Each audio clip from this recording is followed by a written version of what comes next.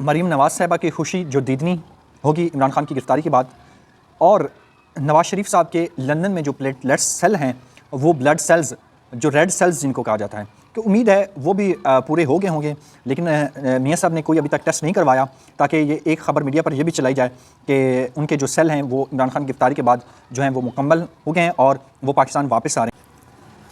جی بسم اللہ الرحمن الرحیم۔ ناظرین کرام، میں فروخ بھٹی اپنے ڈیجیٹل میڈیا چینل پر آپ کو خوش آمدید کہتا ہوں۔ ناظرین کرام، پاکستان تحریک انصاف کے چیئرمین کی گرفتاری کے بعد اب دو سوالات بہت ابھر کے سامنے آتے ہیں۔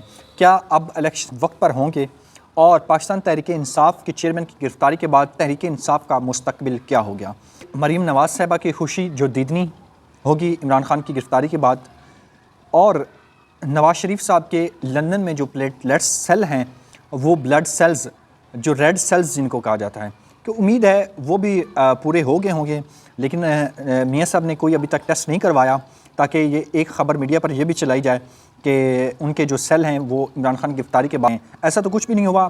لیول پلینگ فیلڈ جس کا تذکرہ نون لیگ کرتی تھی اور خاص کر مریم نواز کرتی تھی، وہ امید ہے مکمل ہو چکی ہے، لیکن ابھی تک بھی جو پی ڈی ایم سرکار ہے، جو نواز شریف صاحب ہیں، شہباز شریف صاحب ہیں، زرداری صاحب ہیں، مولانا فضل الرحمان صاحب ہیں، اور سب سے زیادہ جو ڈرامے باز جماعت ہے وہ ایم کیو ایم ہے، انہوں نے نئی مردم شماری کی جو مشترکہ مفادات کونسل کا اجلاس ہوا ہے اس میں منظوری دے دی ہے۔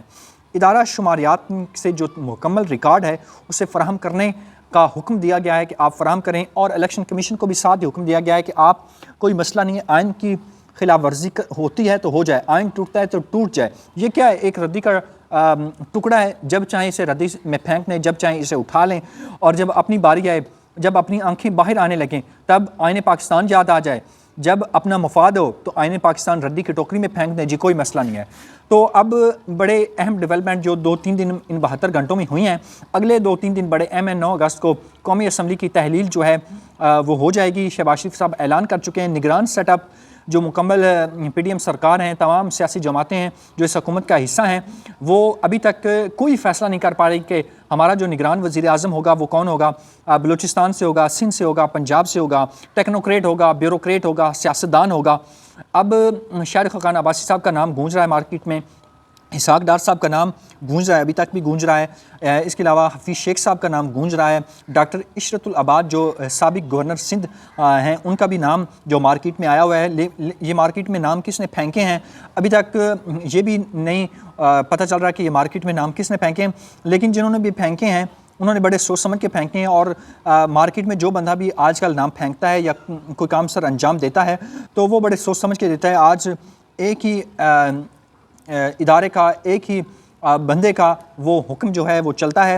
حامد میر صاحب نے پچھلے دنوں ایک بڑی اہم بات کی، انہوں نے کہا کہ آج جن کو کوئی ٹچ نہیں کر سکتا کل ان کو بھی تاریخ میں پرویز مشرف کی طرح یاد نہ کیا جائے، لیکن وقت کے ساتھ ساتھ چیزیں جو بدلتی رہتی ہیں۔ وقت جو ہوتا ہے وہ بڑا ایک مرہم ہوتا ہے، اس لیے وقت کی قدر کرنی چاہیے، اس ملک کی قدر کرنی چاہیے، اس عوام کی قدر کرنی چاہیے جس کے پیسے سے، جس کے ٹیکسوں سے آج یہ لوگ عیاشیوں میں مصروف ہیں، آج یہ ایوانوں میں بیٹھے ہیں، اور وہاں پر جو 2 نمبریاں ہو رہی ہیں، جو قانون سازیاں ہو رہی ہیں، دھڑا دھڑ جیسے فیکٹری سے مال نہیں تیار ہوتا اس طرح وہاں سے اب پیپر تیار ہو رہے ہیں، قانون سازیاں ہو رہی ہیں، اور جس طرح میڈیا کو گنگا کرنے کی کوشش کی جا رہی ہے، میڈیا پر قدغن لگانے کی کوشش کی جا رہی ہے تاکہ جو میڈیا آزاد ہے، جو پاکستان اس ریاست کا چوتھا ستون سمجھا جاتا ہے، اس کو بھی کہاں سے ڈکٹیشن ملتی ہیں اور وہ اس مطابق نہ چلے تو چینلز بند ہو جاتے ہیں، پروگرامز بند ہو جاتے ہیں۔ تو لیکن یہ اصل سوال ہے، یہ کب تک ہوگا؟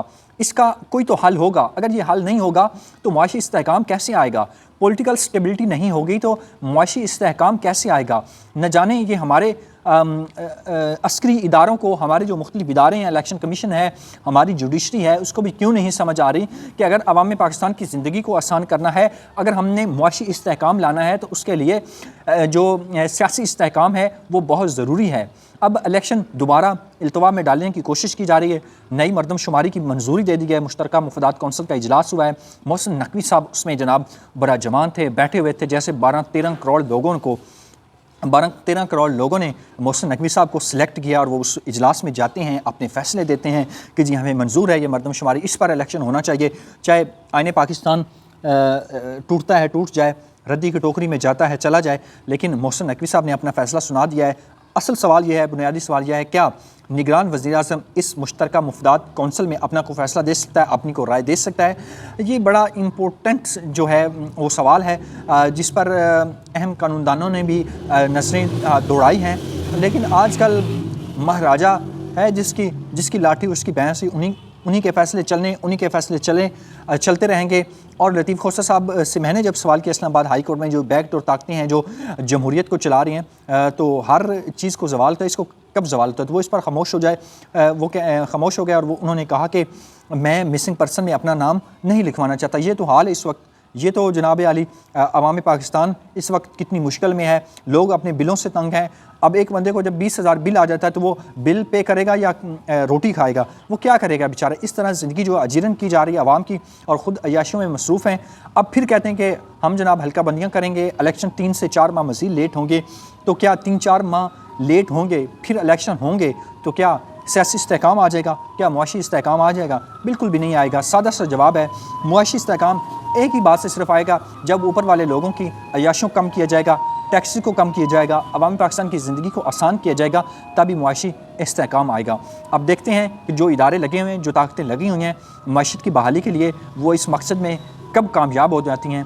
اب آنے والا وقت یہ بتائے گا کہ پاکستانی عوام کی زندگی کس نے آسان کی ہے، جو انیشیٹو لیا گیا عسکری ادارے کی طرف سے، اس سے پاکستان کی زندگی میں کتنی آسانیاں آئی ہیں۔ فی الوقت کے لیے اتنا ہی، مجھے اجازت دیجیے۔ اللہ نگہبان، پاکستان زندہ باد۔